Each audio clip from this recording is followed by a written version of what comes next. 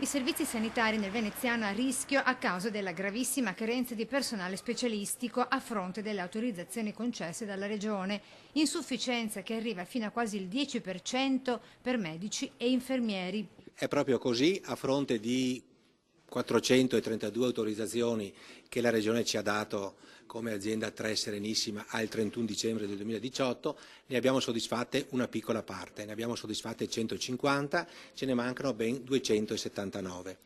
Di queste 279, 128 sono medici e 130 sono infermieri, quindi numeri importanti, numeri che ci preoccupano e che ci fanno, come dire, percorrere tutte quelle che sono le possibilità che la normativa ci dà per garantire i servizi. Però il problema c'è ed è molto grave. Situazione che potrebbe aggravarsi anche per i prepensionamenti dovuti alla cosiddetta quota 100. Noi abbiamo fatto una prima stima per capire quanto potrebbe essere il personale interessato, abbiamo fatto una stima di 200 persone che hanno i requisiti in questo momento per accedere a quota 100. Poi dovremo vedere quante di queste 200 persone effettivamente usufruiranno di questa possibilità.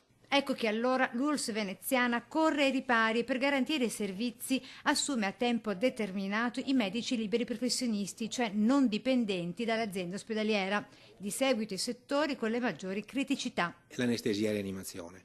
Poi abbiamo dei grossi problemi con il pronto soccorso, dei grossi problemi con gli ortopedici, con i radiologi, con i pediatri.